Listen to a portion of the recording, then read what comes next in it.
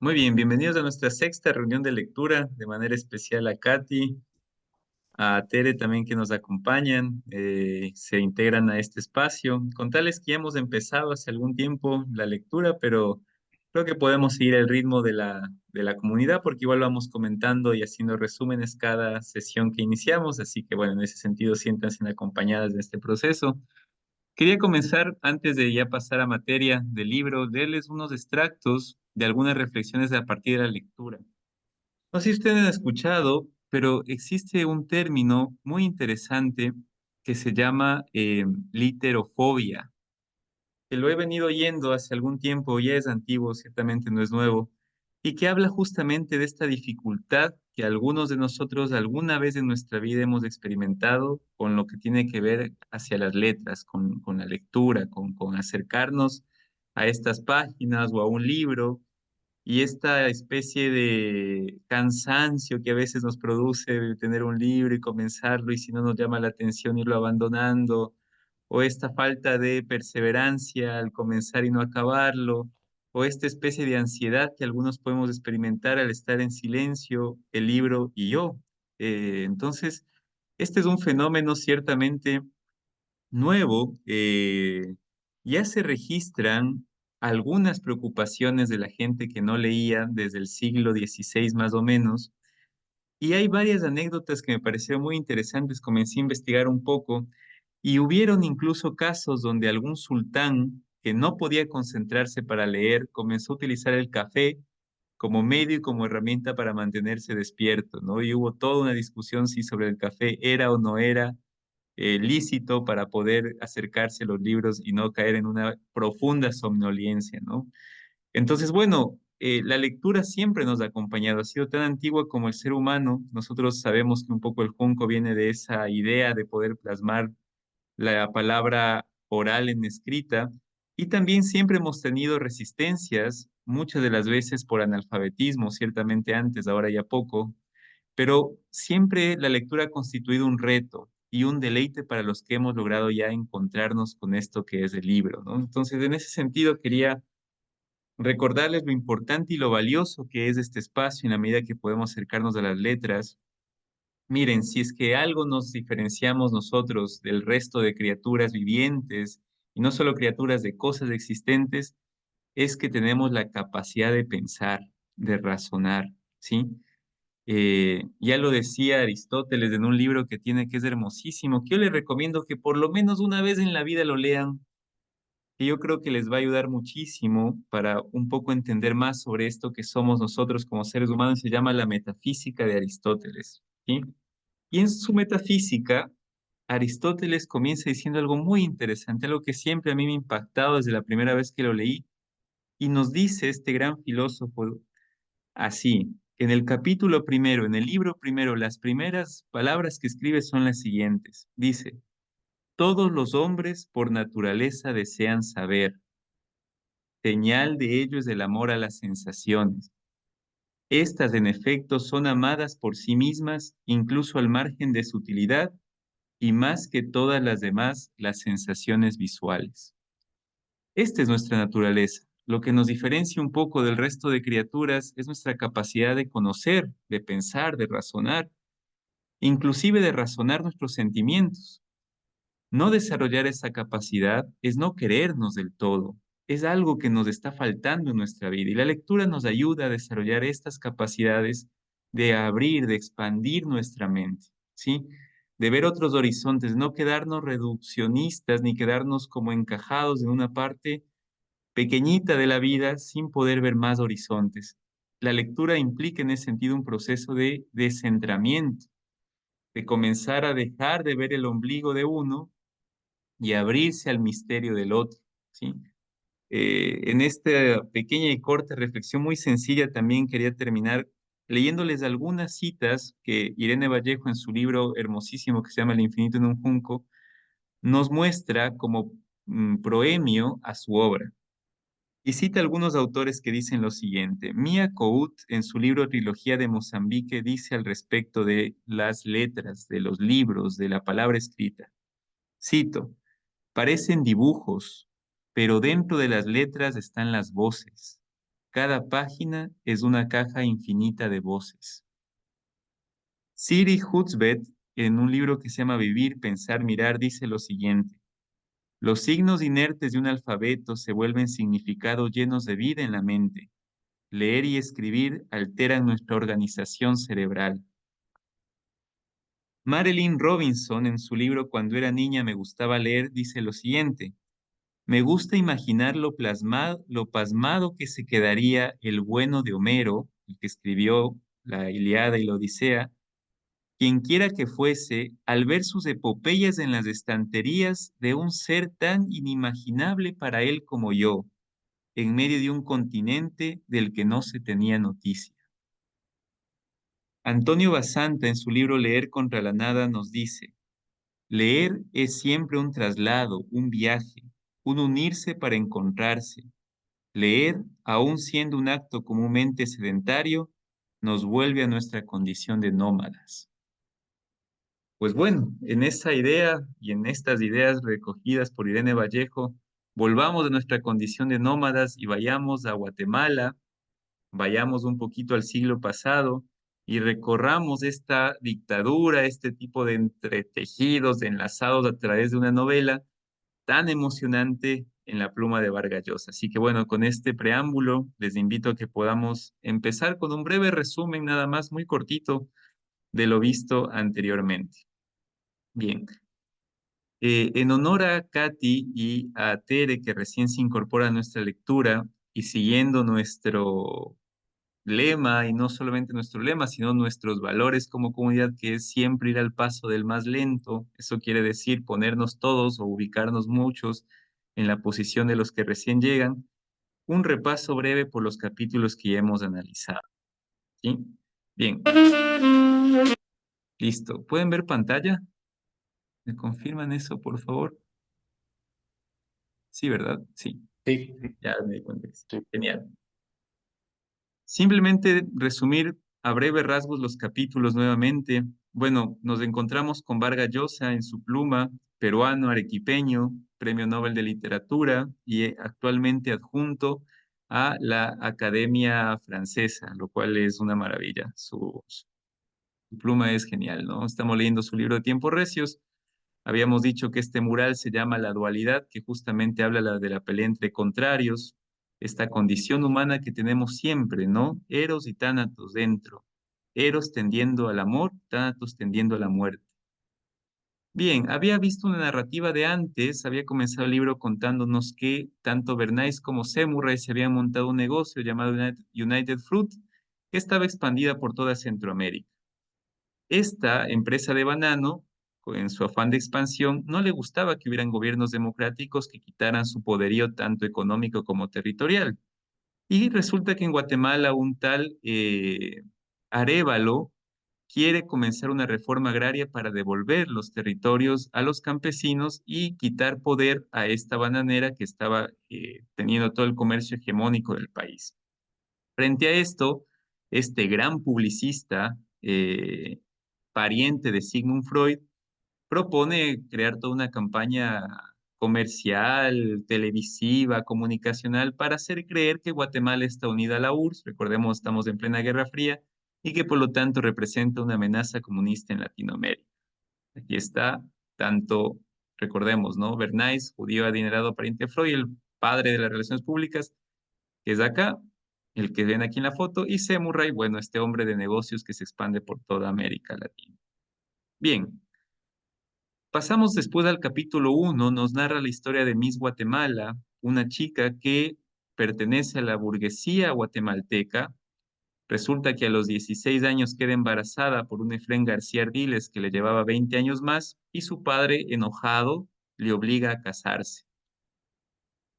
Se casan y Martita tiene ya su hijo a mediados de 1950, un niño que hacen creer que es sietemesino para que la gente no hablara mal. Sin embargo, ya sabemos que los chismes llegan antes que las noticias, así que bueno, todo el mundo ya sabía que ahí pasó algo. Bien, ese es el capítulo 1, nos presenta a la famosa Miss Guatemala.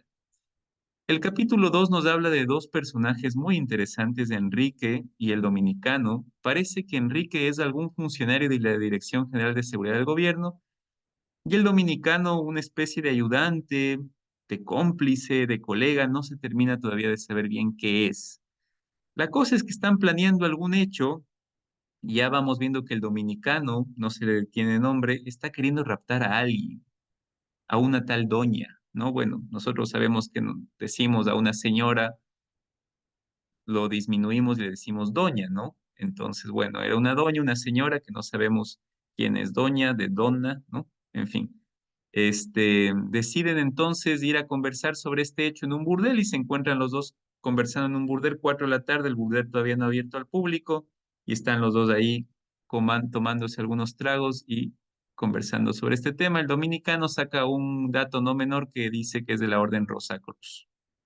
Misma orden que, por cierto, les digo, es de Arbenz, del nuevo ayudante del generalísimo Trujillo que ya veremos ahora, ¿no? Bien, el capítulo 3 simplemente nos introduce en la vida de Jacobo Arbenz Guzmán, el presidente de Guatemala, el que llega al poder después del presidente Arévalo, segundo gobierno democrático. Este es el resumen prácticamente del capítulo 3. Nos comienza contando la infancia del presidente Jacobo Arbenz Guzmán, nos pasa después a contar cómo fue su adolescencia y su matrimonio, y finalmente cuál es su carrera militar y su incursión en la política, ¿no? Bien, tenemos varios datos de él que ahorita no vamos a ahondar, ya habíamos un poco leído sobre esto, simplemente ubicarnos un poquito en el mapa aquí de Guatemala es importante. Y bueno, tenemos esta parte eh, de Arbenz, ¿no? Contar simplemente un dato relevante. En el gobierno de Arben, recordemos que después de estos gobiernos militares, de estos gobiernos bastante opresores, ¿no? Antes habían tenido Guatemala una dictadura bastante fuerte, grande. Una vez que los países retoman las democracias todavía quedan muy debilitadas. Entonces ese trayecto hasta recuperar la democracia es fuerte. Y siempre hay militares que quieren otra vez volver al poder, como en el caso del oficial Carlos Castillo Armas, apodado Cara de Hacha, que quería derrocar a primero Arévalo y después enemistado completamente con Arbenz, a quien quiere invadir el país de Guatemala con un ejército que está creando, que es el ejército liberacionista, ¿no? Con la ayuda de Estados Unidos y de la United Fruit. Bien, pasamos al capítulo 4, otra vez nos enmarcan en la escena de Enrique y el dominicano. eh, Simplemente entre los dos se arma una disputa, ¿no? Enrique le recomienda que no se tiene que llevar a la tal doña con él a San Salvador, sino que la deje ahí porque la cosa está muy enredada. El dominicano le dice que él no le va a dejar a esa doña ahí porque, entre otras cosas, quiere y está pendiente de ella, ¿no? Y lo dice muy, muy tajantemente, ¿no? A esa raja le tengo ganas de hace mucho tiempo. Y Enrique le termina diciendo, es malo mezclar el trabajo y el placer, ¿no? Entonces siguen esta conversión, este burdel, no se sabe muy bien a qué se refieren, sigue siendo una conversión un poco misteriosa. Bien, el capítulo 5 habíamos entrado en la vida de Carlos Castillo Armas, habíamos un poco leído que este es un coronel prófugo de Guatemala que está organizando un ejército para liberar Guatemala de las garras del comunismo, que está auspiciado por Estados Unidos y la famosa United Fruit. Y aquí vemos un poquito un mapa que nos ayuda a ubicarnos. Guatemala está aquí, en Honduras están las tropas liberacionistas ubicadas. Desde Nicaragua, específicamente en Managua, comienza a formarse una radio que transmitía a Guatemala las noticias del ejército liberacionista y de preparando la ciudad para que reciba este ejército que va a liberar al pueblo de las garras del comunismo.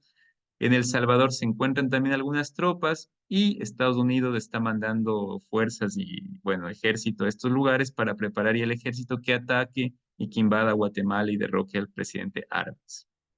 Bien, habíamos leído el capítulo 5 la vez anterior, habíamos terminado de leer el capítulo 5, nos encontramos en medio de una región de Tegucigalpa, que es capital de Honduras. En esa región está el coronel Carlos Castillo Armas encabezando el ejército liberacionista que quiere derrocar a un gobierno democrático como el de Arbenz.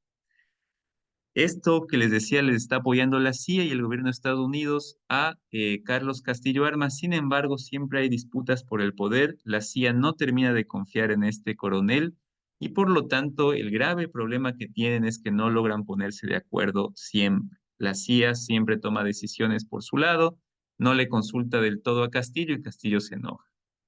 Y habíamos leído la anterior semana que hablo, el anterior martes, que el principal problema que estaban teniendo ahorita es que habían creado esta famosa emisora clandestina Radio Liberación en Florida y que no le habían consultado a Castillo Armas ni quién le iba a dirigir ni dónde le iban a poner. ¿Y cuál fue el problema? Que comenzaron los gringos a poner en la radio a personas de otros países y los guatemaltecos que debían sentirse identificados con la causa liberacionista, al oír voces extranjeras, levantaron sospecha de que no necesariamente era un proyecto nacional y de paso el gobierno de Arbenz ya se enteró que no estaban en Guatemala como anunciaban en las selvas guatemaltecas, sino que operaban desde distintos lados y que posiblemente Estados Unidos estaba detrás de todo esto. Bien, lo que sí tuvo éxito, ya que la radio estaba en decaída, era la campaña de la United Fruit de difamación. Esta campaña que había emprendido, por lo que les comentaba, de que no querían que el gobierno de Arbenz llevara la revolución agrícola y por lo tanto no querían que las tierras se vayan distribuyendo, la United Fruit hizo creer al gobierno de Washington que en realidad el comunismo estaba invadiendo Guatemala y que por tanto tenían que hacer algo. ¿Y qué era ese algo? Invadir Guatemala y derrocar al presidente.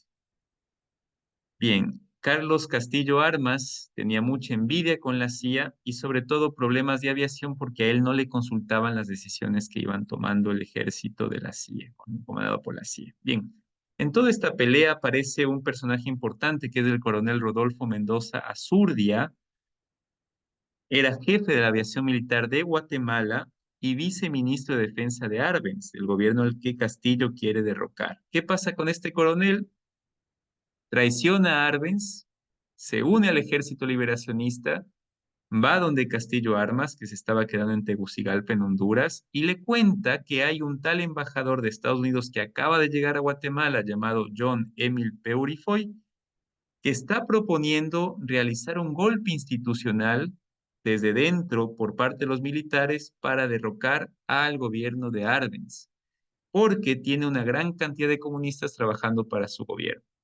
Parece que los militares están cediendo ante este embajador que les está convenciendo, el embajador gringo, y lo único que le piden a cambio los militares para dar el golpe es que, por favor, Carlos Castillo Armas no reciba ningún puesto en el nuevo gobierno y que decline las armas y ya no ataque más Honduras. Castillo Armas se entera a través de este coronel, Rodolfo Mendoza Zurdia, y se pone nerviosísimo, pues porque su plan va a fracasar. Entonces, ahí se termina el capítulo 5 con las iras de Castillo. Y entramos al capítulo 6 y nos quedamos hasta la mitad del capítulo 6 y cambia otra vez el ambiente, ¿sí? Nos encontramos ahora en República Dominicana, ese ambiente está mal, no lo tomen en cuenta. Ah, no, perdón, estoy mal, capítulo 6 entramos en Enrique y Dominicano, perdón por el lapsus.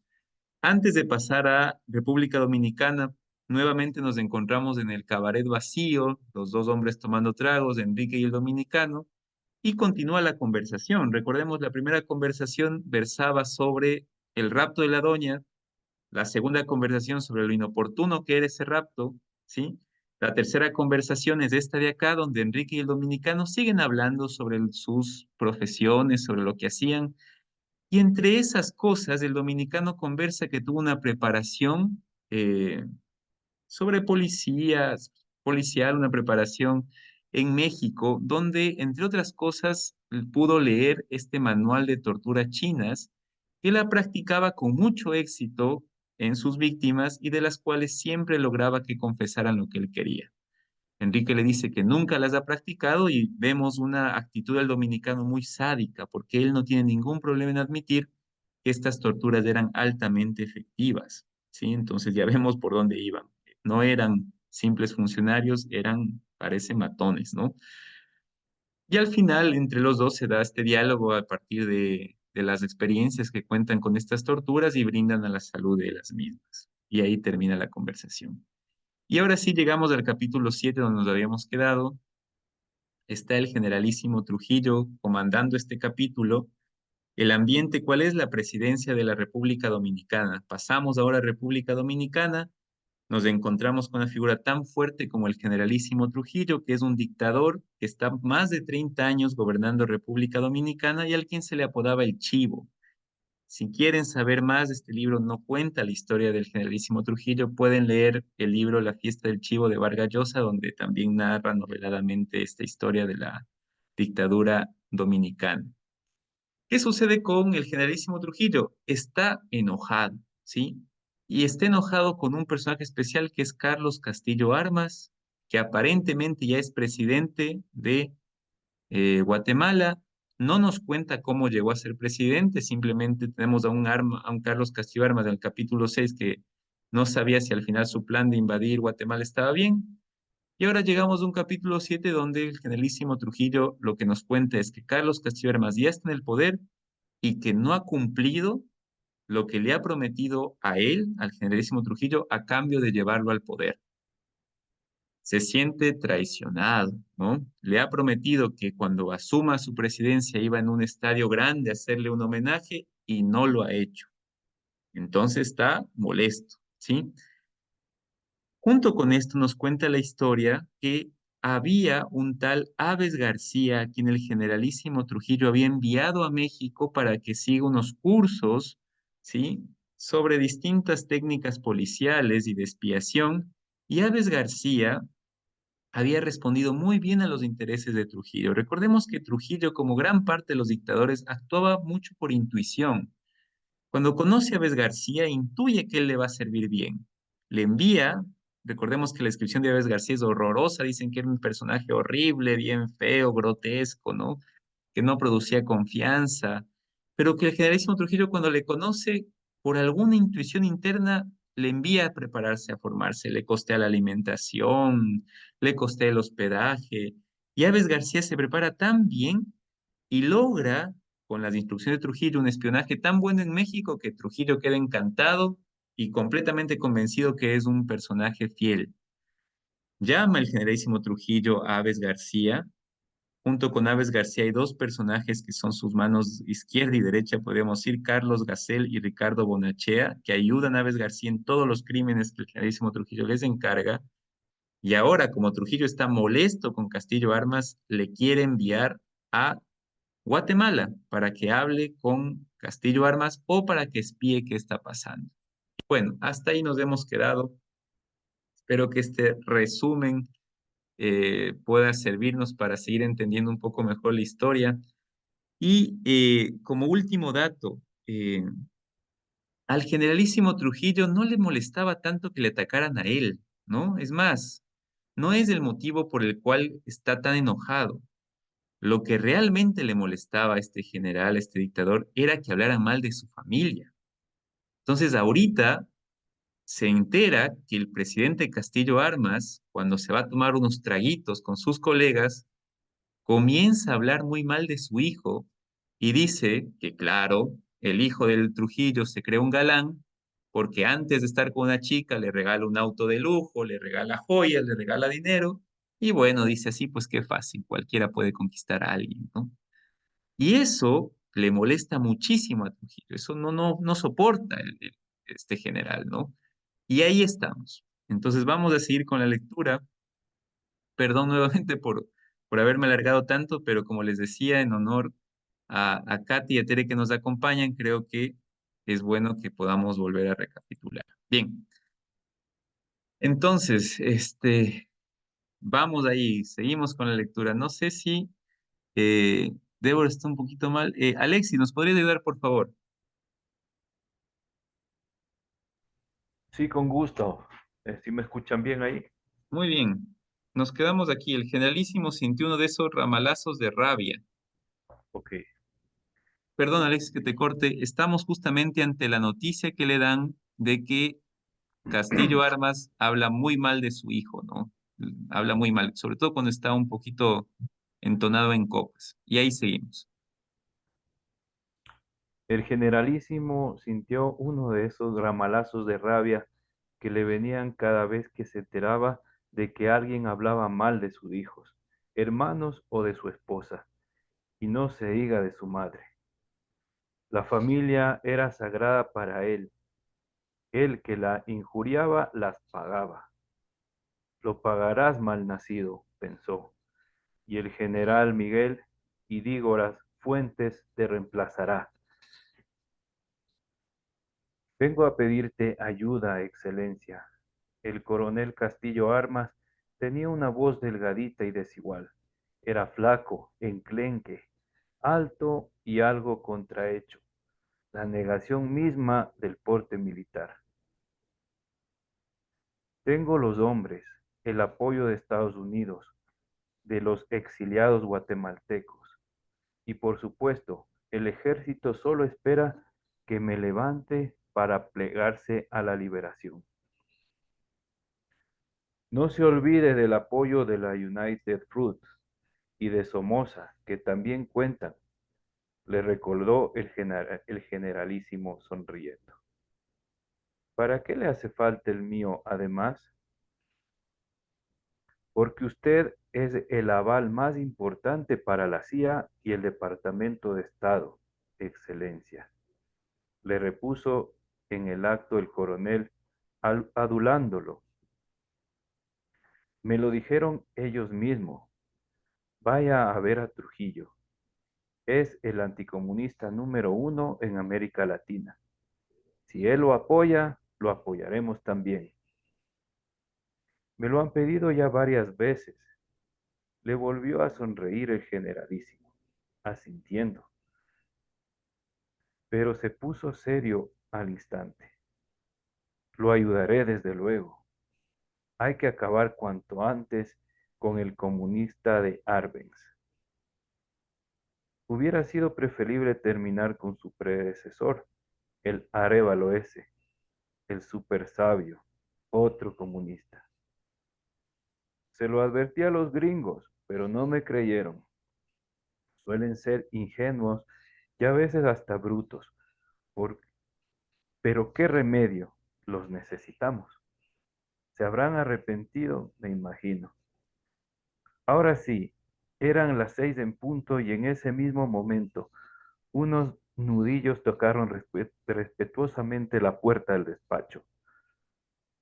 Asomó la cabeza canosa y la sonrisita servil de Crisóstomo, uno de sus ayudantes. Aves García, dijo el generalísimo. Hazlo pasar, Crisóstomo. Un instante después, aquel entraba a su despacho con ese extraño andar descoyuntado que parecía a punto de desmoronarlo a cada paso. Vestía con una chaqueta a cuadros, una corbata roja un poco ridícula y unos zapatos color marrón. Había que enseñarle a vestirse mejor a este sujeto. Buenos días, Excelencia. Toma asiento, le ordenó Trujillo, yendo de inmediato al asunto en cuestión. Te he llamado porque te voy a confiar una tarea muy importante. Siempre a la orden, Excelencia. Aves García, Aves García tenía una vocecita viciosamente perfecta. ¿Se debía a su pasado de locutor? Probablemente sí. Otra cosa que el generalísimo sabía de él era que por un tiempo había sido locutor y comentarista de actualidades en una radio de mala muerte. ¿Sería verdad que era Rosacruz? ¿Qué significaba ser un Rosacruz? Al parecer, ese pañuelo colorado con que se sonaba la nariz era uno de los símbolos de esa religión. Todo está, perdón, todo está ya muy avanzado, Excelencia, dijo el coronel Castillo Armas. Solo nos faltan las instrucciones de Washington para arrancar. He reclutado a buena parte de los hombres. Entrenaremos en una hacienda del presidente Somoza en Nicaragua y en una islita. También en Honduras queríamos hacerlo asimismo, en El Salvador, pero el presidente Óscar Osorio tiene escrúpulos y no nos autoriza todavía. Sin embargo, los gringos están presionando. Lo que nos hace falta es algo de cash. En eso los gringos puritanos son un poco agarrados. Se rió Trujillo. Vio que el guatemalteco se reía y sin hacer ruido, frunciendo un poco la boca y mostrando los dientes. Una lucecita risueña iluminaba sus ojos de ratón.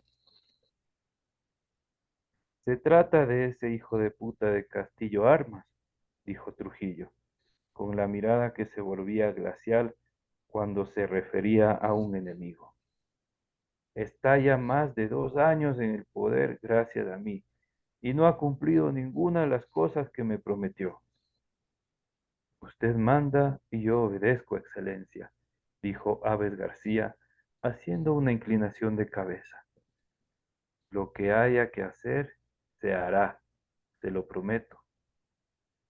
Te vas a Guatemala como agregado militar, dijo Trujillo, mirándolo a los ojos. ¿Agregado militar? Se asombró Aves García. Yo no soy militar, Excelencia. Lo eres desde los comienzos de año, dijo Trujillo. Te he incorporado al ejército con el grado de teniente coronel. Ahí están tus papeles. Nuestro embajador allá, Morillo Soto, ya lo sabe, te espera. Vio en la mirada de Aves García una sorpresa que se volvía alegría, satisfacción, asombro y una gratitud perruna. Para colmo, el pobre diablo tenía medias azules. ¿Sería también eso ser Rosacruz? Mezclar en la vestimenta todos los colores del arco iris. Tendrá usted las armas que hagan falta, dijo Truquillo al guatemalteco, como si tuviera mucha importancia, y también el cash que necesita. Como ya sabía esto, le tengo un pequeño anticipo de $60,000 en esa bolsa, y le voy a dar un consejo, coronel. Sí, sí, por supuesto, lo escucho, Excelencia. Deje de pelearse con el general Dígoras Fuentes. Ustedes deben entenderse. Están en el mismo bando, no se olvide. No tengo palabras de excelencia, musitó el coronel Castillo Armas, maravillado de que todo le saliera tan fácil. Se había creído que con Trujillo necesitaría dorar la píldora, negociar, pujar, mendigar, y en el acto le puso la estampilla, la araña. Ya sé que ustedes son amigos. El problema es que el general Dígoras no siempre juega limpio, pero al final terminaremos entendiéndonos con él, te lo aseguro. El generalísimo sonreía satisfecho de lo impresionado que había dejado al militar guatemalteco. Solo le voy a pedir 3 cosas una vez que tome el poder, añadió, observando las chorreadas observando lo chorreadas que le quedaban al coronel esas ropas de civil. Telas por hechas de excelencia, lo interrumpió Castillo Armas. Se había puesto a gesticular como pronunciando una arenga. En nombre de Guatemala y nuestra cruzada liberacionista, le agradezco de todo corazón su generosidad. Apenas salga de aquí, haré mis maletas de excelencia, dijo Aves García. He estado en Guatemala y tengo allá algunos conocidos. Carlos, Carlos Gacel entre ellos, ese cubano que nos ayudó tanto allá en México. ¿Se acuerda? Trata de llegar al presidente. Llévale saludos míos. Lo ideal sería que consiguieras hacerte amigo de Castillo Armas. Para eso no hay mejor camino que la mujer, y mejor todavía, la amante, dijo el generalísimo. Tengo las informaciones que me manda Morillo. No sé si, no sé si es un buen diplomático, pero como informante es de primera. Por lo visto, el presidente se ha echado encima una querida bastante joven, una tal Marta Borrero.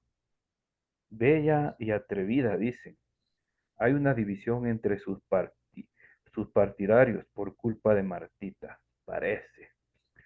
poco menos que en una guerra civil entre los seguidores de la mujer oficial, Odilia Palomo, y los de la amante, Miss Guatemala. Así le dicen, trata de llegar a ella. Las queridas suelen tener más influencia que las esposas legítimas. Gracias, Alexao.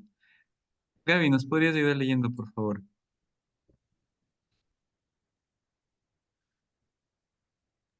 Claro, Gracias. puede señalarle, por favor, Mm. porque estoy desde el celu. Ya. Se rió y Johnny Aves García se rió también. Había comenzado a tomar notas en un cuadernillo y Trujillo se dio cuenta que, como su cuerpo y su cara, el flamante teniente coronel del ejército dominicano tenía unos dedos curvos, gruesos y nudosos como los de un viejo, pero era un hombre joven, no debía de haber cumplido los 40. La primera, la primera es que se encarcele al general Miguel Ángel Ramírez Alcántara, dijo Trujillo. Supongo que lo conoce.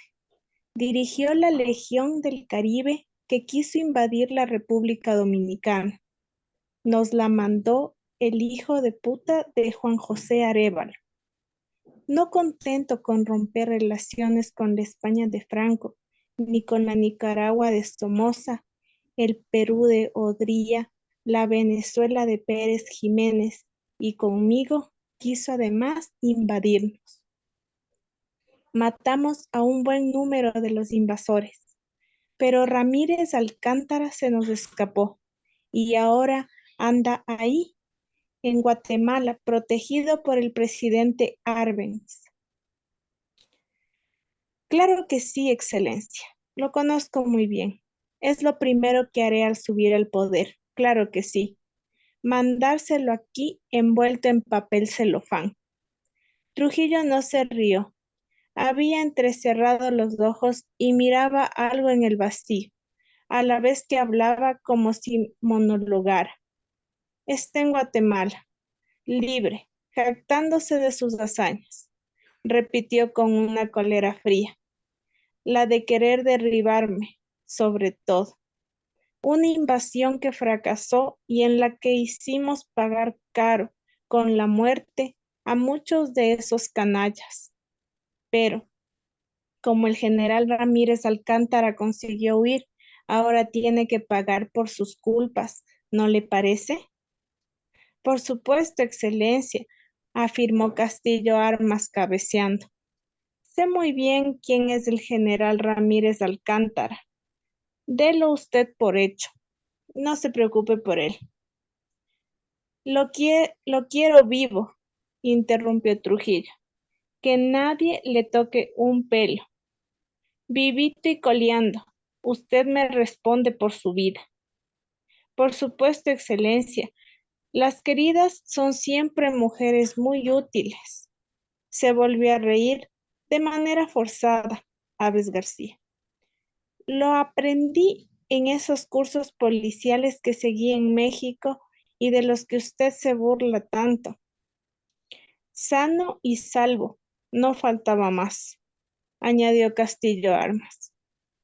¿Y cuáles son las otras dos condiciones de excelencia? No son condiciones, sino pedidos, aclaró Trujillo, frunciendo el entrecejo. Entre amigos no se ponen condiciones. Si se piden y se hacen favores más bien. Y usted y yo ya somos amigos, ¿no es cierto, coronel? Por supuesto, se apresuró a hacerle eco el visitante. Le pedí que me entregara a Ramírez Alcántara, añadió Trujillo irritado. Y cuando lo detuvieron, al triunfar la revolución liberacionista, creí que lo iba a hacer. Pero el hijo de puta de Castillo Armas me estuvo dando largas, contando el cuento. Y ahora, para colmo, lo ha puesto en libertad. A él, nada menos que al jefe de la Legión del Caribe. Está convertido en un hombre del régimen de Castillo Armas, un perro que trató de derrocarme. ¿Has visto una traición más grande en tu vida? Dígame, ¿cuáles son los otros dos? El coronel Castillo Armas ponía una carita implorante que al generalísimo le daba risa. Es lo primero que haré, Excelencia, complacerlo, mi palabra de honor. Una invitación oficial. Inmediatamente después de haberse restablecido las relaciones diplomáticas entre nuestros dos países, dijo Trujillo con suavidad.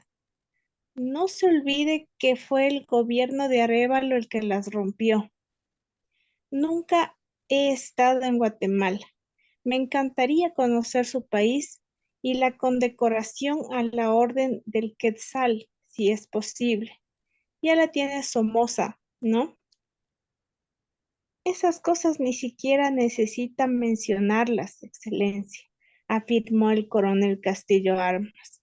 Es lo primero que yo habría hecho de todas las maneras. Restablecer las relaciones con los que los comunistas rompieron, invitarlo a visitar nuestro país, condecorarlo con la Orden del Quetzal en el máximo grado. Qué glorioso para Guatemala recibirlo con todos los honores. No cumplió con ninguna de las tres cosas, murmuró el generalísimo, chasqueando la lengua. Cuando triunfó, le propuse un gran acto en el Estadio Nacional de Guatemala. Él y yo juntos, celebrando su victoria. Buscó pretextos estúpidos para negarse. Le tiene a usted envidia, jefe, concluyó Aves García. Esa es la explicación. Se trata de un ingrato y un mal nacido, por lo visto. El generalísimo lo miraba de esa manera inquisitiva que ponía siempre tan incómodos a sus interlocutores. Lo examinó de nuevo de pies a cabeza. Tienes que mandarte a hacer unos uniformes, dijo por fin. Por lo pronto, dos. Uno de diario y otro de parada. Te daré la dirección de mi sastre, don Atanasio Cabrera, en la ciudad colonial. Te los dará en un par de días si le dices que es muy urgente. Dile que vas de mi parte y que me mande la cuenta aquí a Palacio. En cuanto a las armas, Excelencia, insinuó el guatemalteco, ¿podríamos hablar de eso ahora? Te mandaré un barco cargado con todo el parque que necesites, repuso el generalísimo.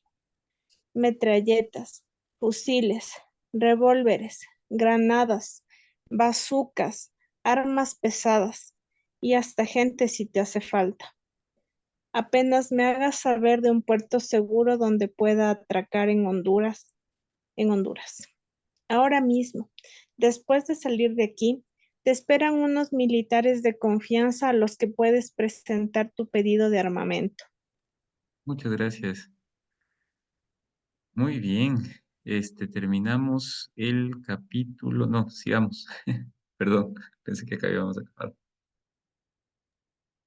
Continúa. El Mm. coronel Castillo Armas no salía de su asombro. Tenía la boca abierta y los ojitos diminutos le brillaban de contento y gratitud. Estoy maravillado de su generosidad y de su eficacia, Excelencia, murmuró. La verdad, me faltan las palabras para agradecerle todo lo que hace por nosotros, por el pueblo guatemalteco, quiero decir. Trujillo se sentía satisfecho. Este hombrecillo era suyo.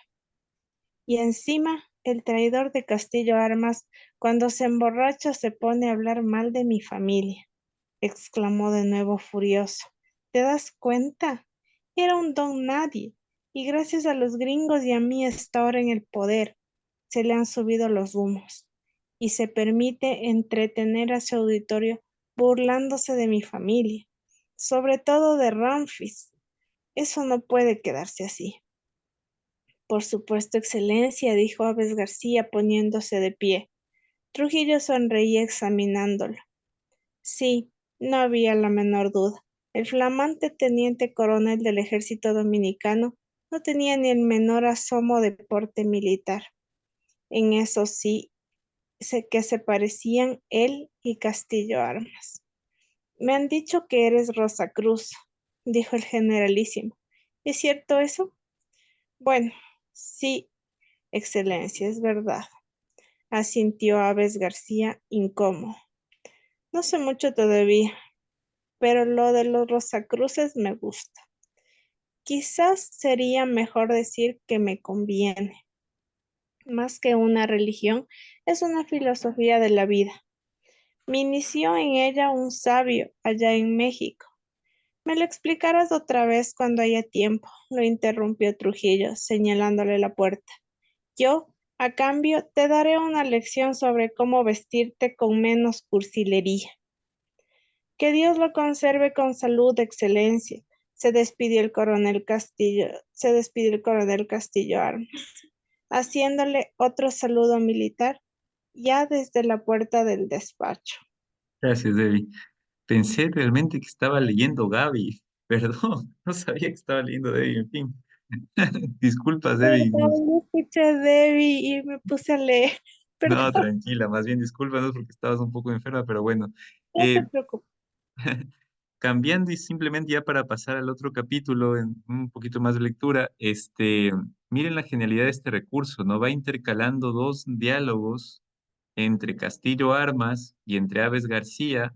Por un lado, Castillo Armas prometiéndole tres cosas y por otro lado, contándole el mismo general Aves García que no ha cumplido ninguna de esas tres, ¿no? Esa intercalación es genial, es decir, no se puede hacer si no tienes un gran manejo en estas cosas, porque uno se podría confundir, que quizá nos pase, pero si no nos dimos cuenta, están en esta doble conversación. Por un lado, Castillo Armas pidiéndole cosas y contándole por otro Aves García que todas le ha traicionado Castillo Armas y que hay que ver qué se hace con eso, ¿no? Genial. Muy bien, pasamos al último capítulo que leeremos hoy día. No sé si Tati nos podrías ayudar, por favor. Ok, ok. A ver, déjame poner. Con ese terminamos por hoy. Capítulo 8. Listo, a ver. Son cerca de las 6, dijo el dominicano. Como he dejado ya la mansión de San Francisco, tengo mis maletas en el auto. ¿Podría hacer tiempito en tu casa? En mi casa no me parece, compa, negó Enrique con la cabeza. Sería muy imprudente. Hubiera sido mejor que conservaras tu cuarto de hotel hasta la noche. No te preocupes, lo tranquilizó aquel. Daré unas vueltas por el centro haciendo tiempo. Lo único bonito de esta ciudad tan fea. ¿Repasamos la agenda del sujeto una vez más? No hace falta, afirmó Enrique. Y sin embargo, cerrando los ojos, lo hizo como si recitara. Esta mañana el presidente cumplió el programa cabalidad. Dio audiencia al embajador de los Estados Unidos y recibió a una comisión de indígenas del Petén. Dictó cartas, leyó un discurso en la Embajada de México y almorzó donde la doña. Esta tarde tendrá en Palacio una reunión con los empresarios para animarlos a traer la platita que se llevaron al extranjero en tiempos de Arbenz e invertirla en el país. La fiesta de cumpleaños de tu hermano, el ministro de Defensa, comenzó el dominicano. Sigue en pie y tendrá todo el gabinete ocupado, de modo que no te preocupes por eso, lo interrumpió aquel. Todo saldrá a la perfección, a menos que, ¿a menos que qué? Se alarmó el otro. A menos que ocurra un milagro, se rió Enrique, con una risita forzada. Bueno, felizmente no creo en milagros, suspiró el dominicano aliviado. Yo tampoco, dijo Enrique. Lo decía solo por joderte y calmar mis nervios, que están al rojo vivo vos. Vámonos de una vez entonces. El dominicano dejó unos billetes junto a la botella de ron que casi habían agotado en las horas que llevaban allí. El burdel seguía solitario y triste. La gringa Miriam no había vuelto a aparecer y seguramente continuaba su lento maquillaje para lucir menos gastada en la noche. cuando el local se llenara de ruido, de música y de gente. Al salir a la calle, caía una lluviecita invisible y el cielo lucía encapotado y se oían retumbar unos truenos allá arriba, sobre la cordillera. Vieron que ahora había dos autos esperándolos, ambos con sus choferes al volante. El conductor que había venido a juntarse al hombre más feo del mundo era también cubano y se llamaba Ricardo Bonachea León. Había llegado de México no hacía mucho, donde fue un buen colaborador del dominicano y trabajaba ya, como aquel, para la seguridad del Estado guatemalteco. Enrique y el dominicano se despidieron con un movimiento de cabeza, sin darse la mano. Aquel subió al auto conducido por el chofer más feo del mundo, y este al otro. El dominicano ordenó al recién llegado: date unas vueltas por el centro, sin repetir dos veces el mismo recorrido. Ricardito, tengo que estar a las 7 en punto en la puerta de la catedral. Gracias, Tati. Muy Ya. bien, nos quedamos en el capítulo 9. Bueno, Casi lloro, Macarena. y por cuestiones de tiempo llegamos hasta aquí. Muy bien, nos vamos a juntar en grupos. Bueno, han pasado cosas interesantes. Ya vemos que el amante de Carlos Castillo es la famosa Miss Guatemala, ¿no? Ya se va poco a poco uniendo los personajes, así que bueno. Nos vamos a juntar un ratito, les pido disculpas por la demora de hoy día, pero bueno, nos juntamos entonces en dos grupos. Castillo Armas, Escara de Hacha, sí, señor. Bien, nos vamos juntando entonces en dos grupos, y, a ver, dos, seis, dos, cuatro, perfecto. Nos unimos un ratito, 10 minutitos tenemos, sí, 10 minutitos, quedamos hasta las 9, no, 10:10, y ahí sí ya nos despedimos.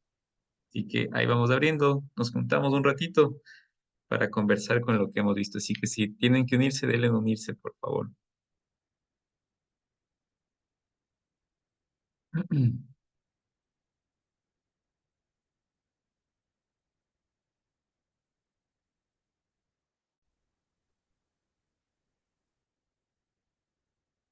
Muy bien, buenas noches, ¿cómo vamos?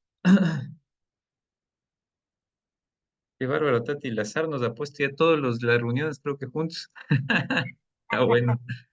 ¿Cómo les va? Bueno, tenemos este ratito para compartir la lectura, ¿qué tal les ha parecido? ¿Qué impresiones les deja? ¿Qué cosas les queda como pendientes? ¿Qué sensaciones, análisis, reflexiones? Bueno, ya sabemos cómo es el espacio. Tere, por si acaso este momento es para poder compartir y libremente, no hace falta que hagamos análisis complejos, es lo que vayamos pensando, o si no entendimos algo, es el momento para avisarle y entre todos irnos ayudando a recomponer la historia. Así que ahí vamos. Tati, creo que querías conversar. Sí, sí, lo que iba a dar mi opinión, es que como se puede empezar a ver la importancia de la figura femenina en el poder, que no hace falta estar sentada en el trono o como que visualmente no le ves en el poder, pero son las que saben todo.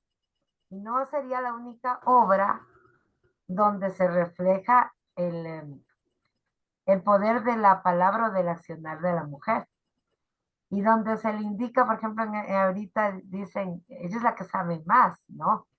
Sea la esposa, aquí se refieren obviamente al amante, que es la que sabe más, que es como la secretaria de una oficina.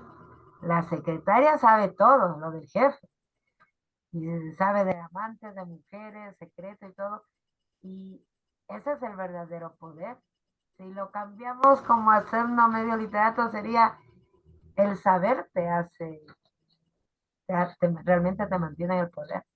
Ujú. Y creo que ellas serían las que van a tener las menos atropelladas porque al conocer ciertos secretos y ciertas cosas, ellas saben cómo moverse sin tener que estar precisamente sentadas en el poder. Sí, me has hecho acuerdo, y eso, en la mitología griega, por ejemplo, era la esposa de Zeus, decía, la mitología contaba que tenía, bueno, Hera es la diosa que encarna el poder, la esposa del poderoso, que vendría a ser Zeus, el poder también era, y contaban que tenía más poder que Zeus. O sea, la mujer tras del poder es más poderosa que el poderoso. Entonces, se me ha venido a la mente esto que has dicho, porque claro, en política pasada, yo me acuerdo que en Perú, en el gobierno de Fujimori, a Fujimori se lo encarcela, ¿no? Y a la esposa, que tenía los mismos, incluso más cuestiones por debajo, nunca se le logra encarcelar porque habían poderes ocultos que la mantenían libre. Entonces, sí, sí, sí, podría ser interesante ese análisis, ¿no? Y aquí parece que está pasando un poco lo mismo, porque Palomo, que el esposo oficial del Castillo, dice ahí en el texto que vamos a leer, que tiene un grupito, ¿no? Que le apoya y que es un grupo fuerte. Y que si ese grupo se va contra Castillo, pues puede pasar algo, ¿no? Interesante. Muy bien, no sé si alguien más tiene algún comentario, no sé si Jonathan, Ricky, Tere, Debbie, tienen algo por ahí que quisieran comentar, algo que les llamó la atención o alguna reflexión que quisieran hacer. Bueno, justamente sí, eso me llamó la atención cuando ya se nombró a Miss Guatemala. Digo, ve aquí ya somos, y claro, es lo que debe entrar es la amante, como Claro. dice Tati. Sí, creo que detrás del telón las mujeres son las que mueven los hilos de una u otra forma. Aquí vemos que es para buscar un punto flaco, ¿no? Entonces, a mí me impresiona cómo van tramando, cómo van todo maquinando para que salga perfecto. Y claro, o sea, creo que no ha cambiado en nada a lo que se vive ahora. Y eso que muy por encima. La política siempre está rodeado de todas estas cosas que ensucian, ¿no? Y nada, eso es lo que ahorita estoy más o menos entendiendo con lo de la amante. Gracias, Jonathan. Sí, en efecto, ¿no? A mí también quisiera comentarles que me encanta este diálogo, realmente me parece una genialidad el diálogo que mantiene Trujillo, ¿no? Con Aves García y a la vez con Castillo Armas, ¿no? Eso me parece una genialidad literaria, esto de ir intercalando, ¿no? Estamos en un párrafo donde Trujillo se está quejando con con,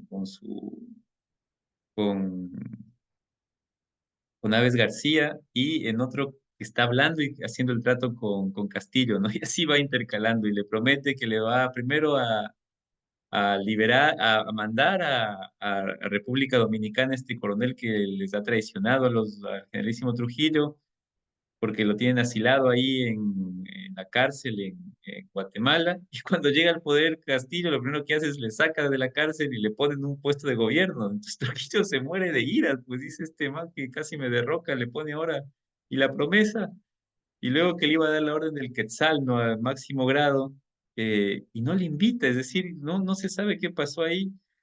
Y también lo de Miss Guatemala, ¿no? Porque Miss Guatemala estaba casada en teoría con, si se acuerdan, con Aves, con el doctor que se me fue ahorita el nombre, yo les pasé ahí en la lista de los nombres, pero déjenme ahorita lo busco para darles el dato exacto. Estaba casado con el doctor Efrén García Ardiles, ¿no? Y ahora parece que es amante de un presidente. Bueno, no sé si Tere, Ricky, Debbie quisieran comentar algo más o alguna impresión Muy que les buenas haya. noches. Hola, Tere.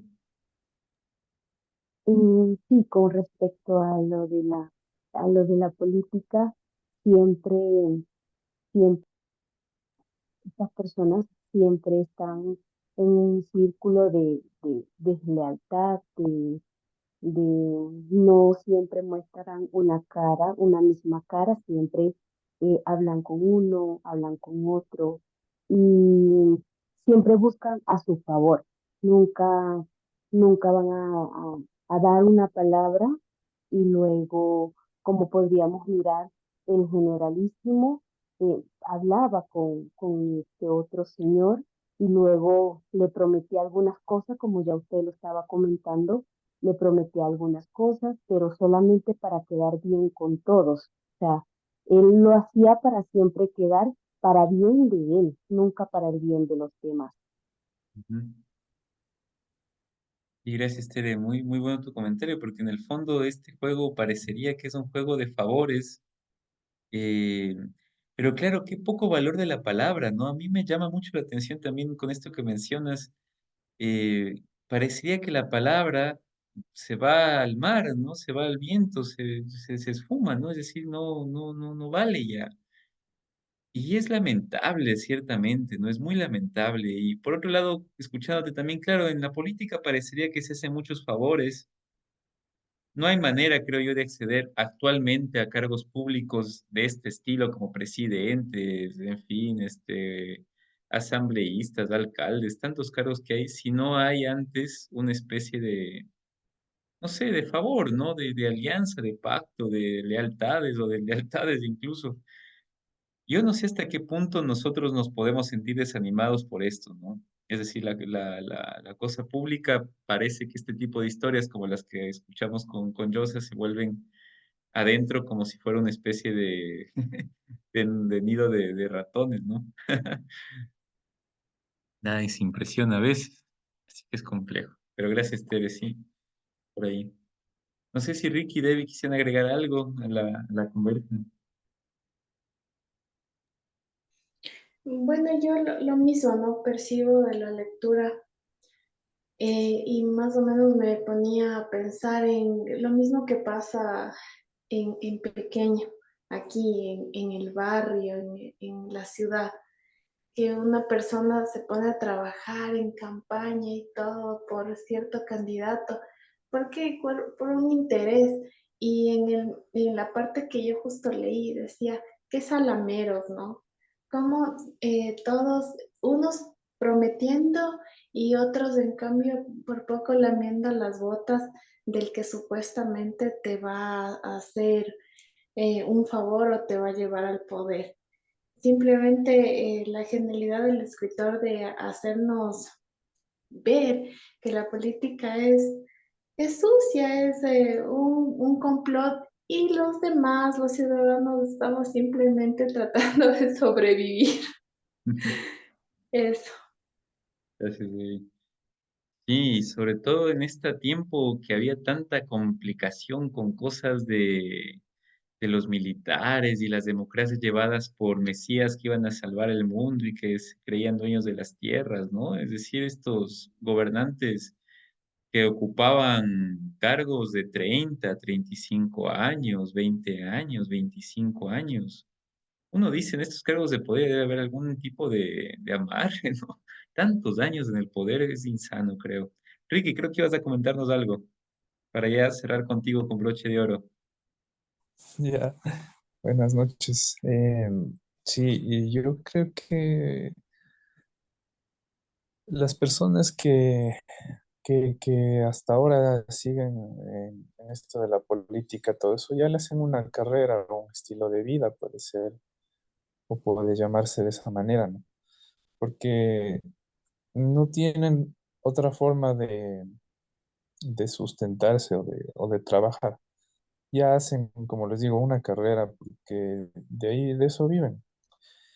Yo he estado personalmente, desde mi experiencia, he estado desde todos los puntos de vista envuelto en la política. Mm. Bueno, no tanto desde todos los puntos, no he sido candidato ni nada, pero he estado en medio de todo eso, en medio de todo ese rollo. Entonces, he trabajado en el cargo público, he estado apoyando ciertas candidaturas, trabajando gratis, poniendo plata a persona, como saben decir. He estado también, bueno, he trabajado ahí, como les digo, en el cargo público. Entré por, qué sé yo, recomendaciones, apoyo de otras personas. eh,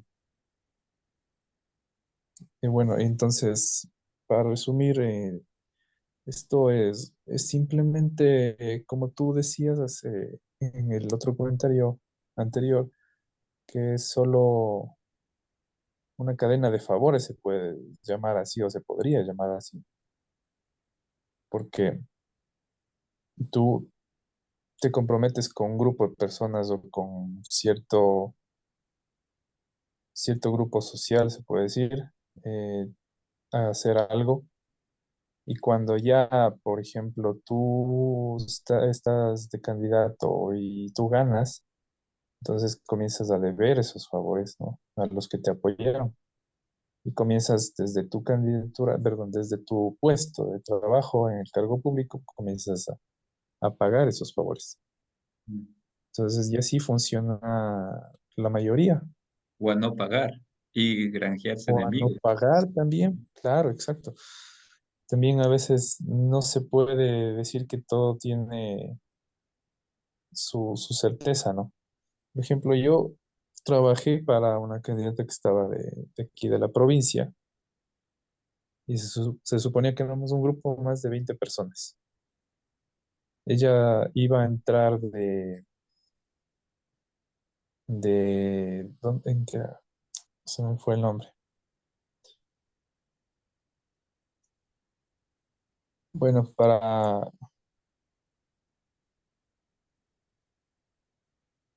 estaba entrando Acuérdate. para hacer, no me acuerdo, estaba para, ¿cómo se dice? Se me fue la palabra. Bueno, Bueno, para eso, prefecto, viceprefecto, ¿no? Viceprefecto, estaba para viceprefecto.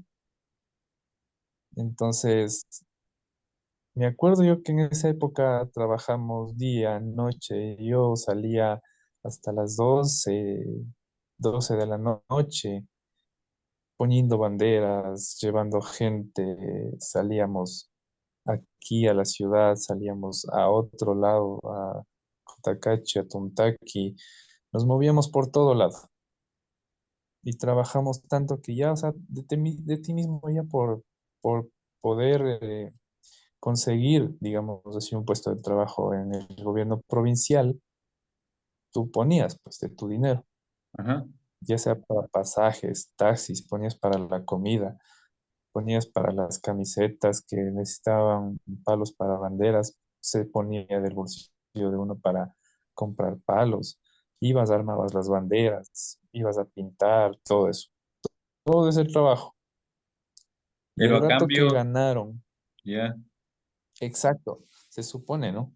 Se supone, ya está de entredicho de que tú trabajas de esa manera y obviamente los que estuvieron ahí día y noche iban a por lo menos alcanzar algún puesto de trabajo en el gobierno provincial ujú. o en sus diferentes estructuras, las ramas, ¿no?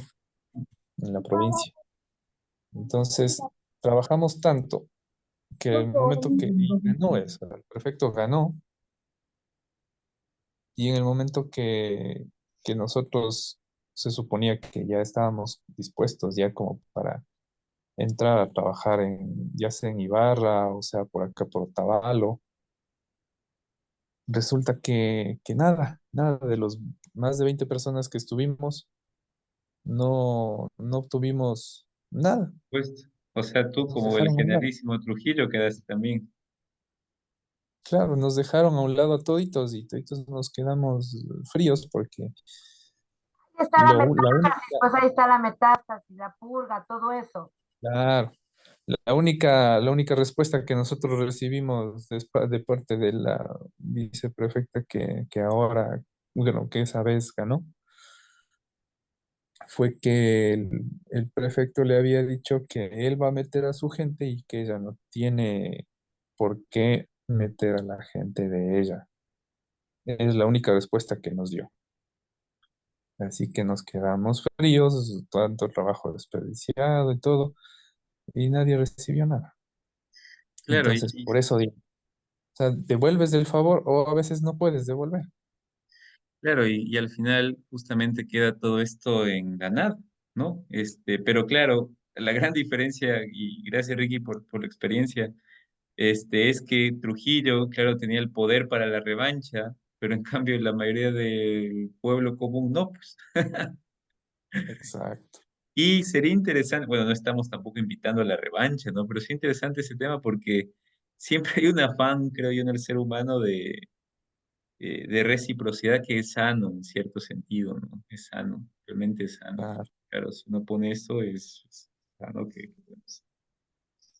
Pero A bueno, en veces se fin, hace por compañerismo, por apoyar de manera ininteresada, pero siempre hay algún interés de por medio. claro. Yo apoyaba porque sí me llevaba bien con esas personas, sí logré compartir momentos, pero al final ya ves cómo termina todo. A veces hasta con resentimiento. Se acabó la... Muy bien, gracias Regi por la historia. Bueno, por cuestión de hoy nos hemos quedado un poquito más. Bueno, en fin, vale la pena. Ya para la siguiente, ya nos quedaremos ahí sí hasta la hora, así que disculparán por estas demoras un poquito extensas. Pero bueno, simplemente despedirme, y despedirnos hasta el próximo martes. Solo decirles una última cuestión. Me hizo acuerdo todo este tema de las deslealtades, de las mentiras, de los enredos. Acordarnos un poquito, traer a la memoria a Kant, ¿no? Al gran filósofo Emmanuel Kant, que decía que hay un imperativo categórico que debería reinar en nuestras vidas, ¿no? Un imperativo categórico quiere decir algo que funciona para todos, para los seres humanos de aquí como los de la China, ¿no? Y decía Kant, me acuerdo clarito estas frases porque me impactaron mucho cuando lo leí, decía algo así como actúa, obra de tal manera que tus acciones puedan ser elevadas a actos de categoría universal, considerando siempre a los seres humanos como fines y nunca como medios.